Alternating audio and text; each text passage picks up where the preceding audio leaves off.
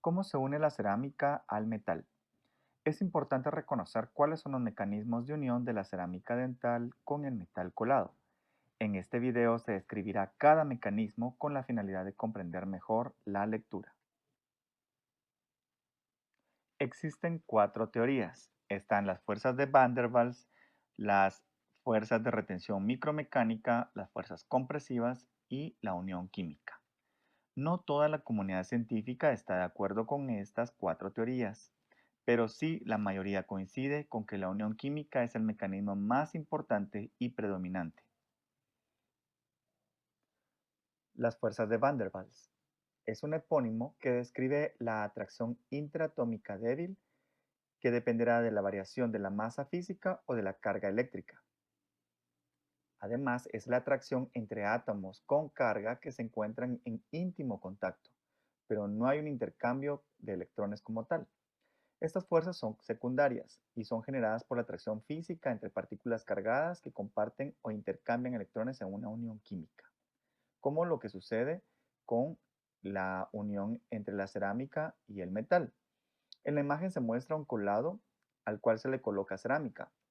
El hecho de que estos dos materiales se unen por la presencia de agua hace que exista cierto grado de unión que finalmente se fortalecerá cuando químicamente se integre. Estas fuerzas son los mecanismos que menos contribuyen a la unión de la cerámica al metal. Seguidamente tenemos la retención mecánica. La retención se considera como la resistencia de un material a desalojarse, y esto dependerá de ciertos grados de rugosidad. Una vez hayamos realizado la prueba clínica del metal, debemos empezar el proceso de preparación de la estructura metálica. Y para lograr este efecto de rugosidad se aplica óxido de aluminio como un chorro abrasivo que va a mejorar el mecanismo de retención de la cerámica. Además, permite eliminar todas esas irregularidades e impurezas que finalmente van a concentrar estrés y va a mejorar la superficie para la adhesión de la cerámica dental. La cerámica dental por sí misma se puede adherir a la estructura metálica sin necesidad de colocar un chorro abrasivo. Sin embargo, nosotros utilizamos este mecanismo para mejorar esa retención. Las superficies irregulares de los metales es llenada con la aplicación de una cerámica opaca hasta el grado de poderla homogenizar. En la imagen observamos la aplicación de este opaco líquido sobre una estructura metálica previamente tratada. Cuando hemos colocado una primera capa de opaco, debemos meterlo a cocción para su integración química. El opaco inicia el proceso de adhesión y establece el color base de la restauración. El tercer mecanismo es la unión por compresión.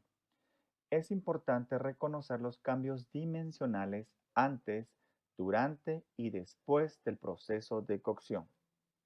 Para entenderlo es importante reconocer que a gran escala las áreas de los conectores son las áreas de mayor concentración de fuerzas tensiles y compresivas. Y en la interfase metal-porcelana va a verse afectada por esto. Sin embargo, para garantizar que la cerámica resista a estas áreas en el día a día en función, debemos comprender desde su unión con el metal.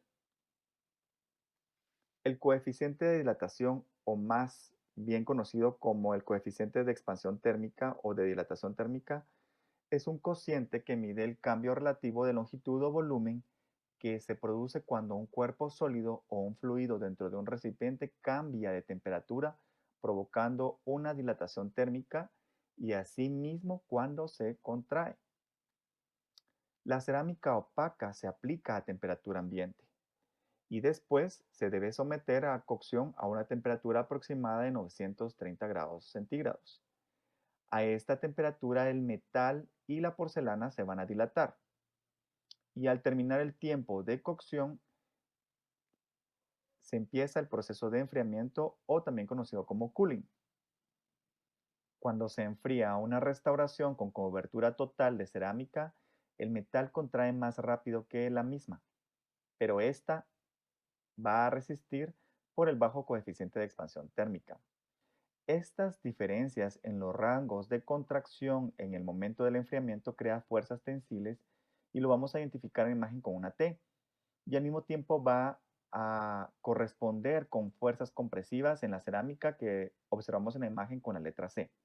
Es por eso que los fabricantes recomiendan que los coeficientes de expansión térmica de los metales sean mayores que los de la cerámica. Como observamos en la imagen, el coeficiente de expansión térmica del metal va a ser mayor que el del opaco. Y esto es importante que lo evaluemos para que estos cambios dimensionales compensen durante el enfriamiento y así disminuir las áreas de estrés. El último mecanismo de unión es la unión química, y esta se va a dar entre los óxidos de la porcelana opaca y los óxidos de la estructura metálica. Es la teoría más aceptada y sugiere que los óxidos de la superficie se disuelven en la capa de opaco cuando se eleva la temperatura. Se van a generar uniones covalentes e iónicas que van a formar una capa monomolecular, que es donde ocurre la unión química como tal. La superficie de óxidos producidos por la superficie del metal se unen químicamente con los metales de la cerámica opaca, produciendo esta zona de vidrio modificado.